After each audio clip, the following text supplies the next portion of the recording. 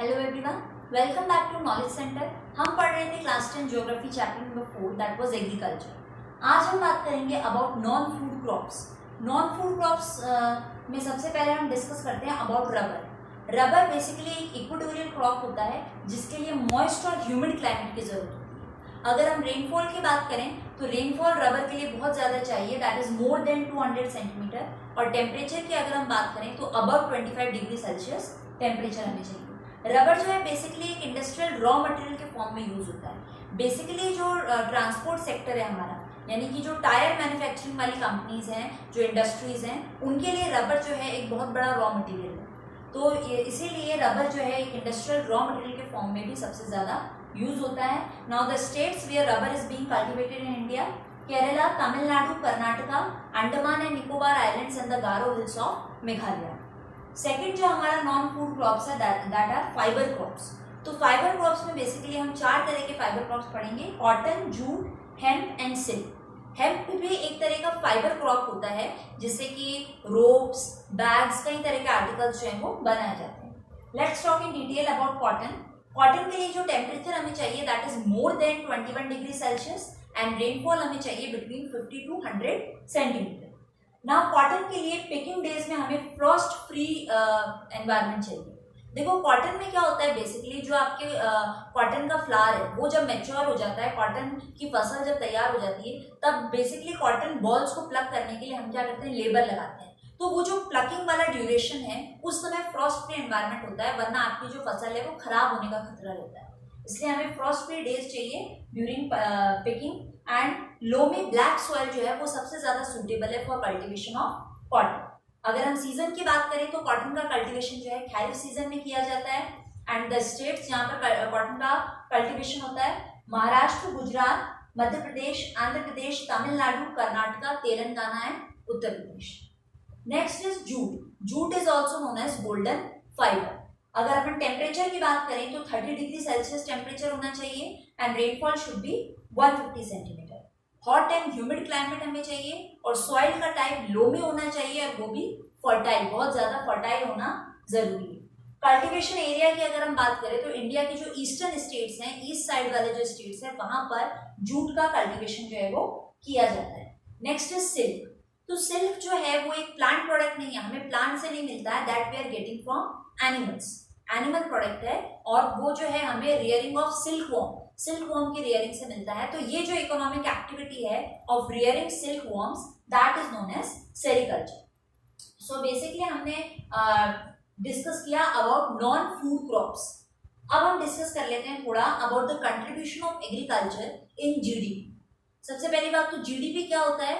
GDP is known as the gross domestic product, यानी कि एक पूरे ईयर के अंदर आपकी कंट्री में कितने गुड्स एंड सर्विसेज का प्रोडक्शन हो रहा है, कितना आउटपुट निकल के आ रहा है, वो जो टोटल वैल्यू होता है in terms of money that is known as GDP, यानी कि ग्रॉस डोमेस्टिक प्रोडक्ट, कि आपकी कंट्री की डोमेस्टिक बाउंड्रीज के अंदर कितना प्रोडक्शन हो रहा है। तो उसके अंदर जो है तीनों ही सेक्टर का इन्वॉल्वमेंट रहता है: प्राइमरी, सेकेंडरी एंड टर्शियरी। हमने अपने लास्ट वीडियोस में इकोनॉमिक्स के अंदर पढ़ा था कि भाई प्राइमरी सेक्टर क्या होता है, उसमें किस तरह की एक्टिविटीज होती हैं, सेकेंडरी में किस तरह की एक्टिविटीज होती हैं, टर्शियरी सेक्टर में किस तरह की एक्टिविटीज होती हैं। तो जब हमने प्राइमरी सेक्टर के बारे में डिस्कस किया था उसमें हमने पढ़ा था कि प्राइमरी जो है वो एग्रीकल्चर रिलेटेड सेक्टर होता है, ठीक है। तो अब हम डिस्कस करेंगे कि जब हम बात कर रहे हैं जीडीपी की, यानी gross domestic product, total output, total production, उसके अंदर एग्रीकल्चर का कितना शेयर है। देखो we are having data of year 1973-74 and of the year 2013-14, यानी कि अब हम अपना हिस्टोरिकल डेटा और प्रेजेंट डेटा दोनों को कंपेयर करेंगे। देखो दिस लाइनिंग डिजाइन ये जो है ये आपको एग्रीकल्चर शो कर रही है, डॉट्स वाली डिजाइन आपको सेकेंडरी शो कर रहा है एंड चेक्स वाली डिजाइन आपको टर्शियरी सेक्टर शो कर रहा है। तो अगर हम 73-74 के डेटा को देखें तो आप देख सकते हैं कि जो एग्रीकल्चर का कंट्रीब्यूशन है वो काफी बड़ा है। हम बात कर रहे हैं पहले जीडीपी की, तो एग्रीकल्चर का जो हमारा कंट्रीब्यूशन है वो काफी बड़ा है। फिर ग्रेजुअली जैसे जैसे टाइम पास हुआ हम 2013-14 में आए तो यहाँ पर देखो टर्शियरी सेक्टर का कंट्रीब्यूशन जो है वो बढ़ गया। कहने का मतलब है आउटपुट पहले एग्रीकल्चर में हमें बहुत ज्यादा मिलता था, अब एग्रीकल्चर जो है कम आउटपुट दे रहा है, ज्यादा आउटपुट कौन दे रहा है? Tertiary sector, service sector. इसी तरह अगर हम बात करें एम्प्लॉयमेंट की कि भाई रोजगार देने वाला कौन सा सेक्टर बड़ा है, तो पहले अगर हम हम बात करें 72-73 की, तो एग्रीकल्चर वाला सेक्टर जो है वो सबसे ज्यादा एम्प्लॉयमेंट, सबसे ज्यादा रोजगार दे रहा था लोगों को। देखिए कितना लार्ज सेक्शन जो है, the number of people which were involve in agriculture was very large. उसके बाद हम आ गए 2011-12 के डेटा पे, तो स्टिल ये पहले से तो कम है, लेकिन एग्रीकल्चर का जो कंट्रीब्यूशन है वो अब भी काफी ज्यादा है, क्योंकि ये जो हमारा सेकेंडरी सेक्टर है, टर्शरी सेक्टर है, ये भी इम्प्रूव कर रहा है। इस वजह से इनका जो प्रोपोर्शन है वो बढ़ा है, लेकिन एग्रीकल्चर का अभी भी काफी ज्यादा है। तो कहने का मतलब है कि the number of people involve that are very large. लोग तो बहुत ज्यादा लगे हुए हैं एग्रीकल्चर के अंदर, लेकिन उस अकॉर्डिंग कुछ भी आउटपुट हमारे हाथ नहीं लग रहा है। तो हमने इको के अंदर डिस्कस किया था कि जब ऐसी सिचुएशन क्रिएट होती है कि किसी काम करने वाली जगह पर जरूरत से ज्यादा लोग लगाए हुए हैं, तो वो सिचुएशन क्या कहलाती है, डिसगाइज्ड अनएम्प्लॉयमेंट। कि जरूरत से ज्यादा लोग लगे हुए हैं, भाई जहां पर 10 लोग काम कर रहे हैं, जरूरत 4 लोगों की है लेकिन 10 लोग काम कर रहे हैं, तो ये जो एक्स्ट्रा 6 लोग हैं इनको आप हटा भी दोगे तो भी प्रोडक्शन जो है वो सफर नहीं करेगा। वही वाली सिचुएशन है डिसगाइज्ड अनएम्प्लॉयमेंट वाली, कि एग्रीकल्चर एक ऐसा सेक्टर बन गया है जिसके अंदर जरूरत से ज्यादा लोग भरे हुए हैं। अगर उन एक्स्ट्रा लोगों को हटा के दूसरे सेक्टर्स में लगाया जाएगा तो हमारा नेशन और अच्छे से डेवलप करेगा, हमारी जीडीपी, हमारा प्रोडक्शन और अच्छे से बढ़ेगा। तो एग्रीकल्चर में जितने लोग इन्वॉल्व हैं आज भी, उस अकॉर्डिंग हमें आउटपुट कुछ भी नहीं मिल रहा है। तो अब इस चीज को इम्प्रूव करने के लिए, क्योंकि एग्रीकल्चर जो है शुरू से हमारी इकोनॉमी की बैकबोन रहा है, तो इस चीज एग्रीकल्चर सेक्टर को इम्प्रूव करने के लिए गवर्नमेंट को एग्रीकल्चर को मॉडर्नाइज करना पड़ेगा। यानी कई सारी मॉडर्न टेक्निक्स लगानी होंगी, मॉडर्न इनपुट्स को यूज करना होगा, ताकि जो है एग्रीकल्चर को इम्प्रूव किया जा सके। तो गवर्नमेंट ने किस तरह के एफर्ट्स लगाए हैं फॉर इम्प्रूविंग एग्रीकल्चर या फॉर मॉडर्नाइजिंग एग्रीकल्चर, उनके बारे में हम डिस्कस कर लेते हैं। देखिए फर्स्ट ऑफ ऑल सबसे पहले गवर्नमेंट ने जो है स्टैब्लिशमेंट किया है ICAR का। ICAR क्या होता है, Indian council of agricultural research. इस डिपार्टमेंट के अंदर बेसिकली क्या होता है कि एग्रीकल्चर के ऊपर रिसर्च किया जाता है कि भाई किस तरह के सॉइल में किस तरह से आपको मैक्सिमम प्रोडक्शन मिलेगा, क्लाइमेटिक कंडीशंस कैसे सपोर्ट कर सकती हैं, फार्मर्स को जो है कई तरह की हेल्प प्रोवाइड की जाती है अलग अलग तरह की रिसर्च करके।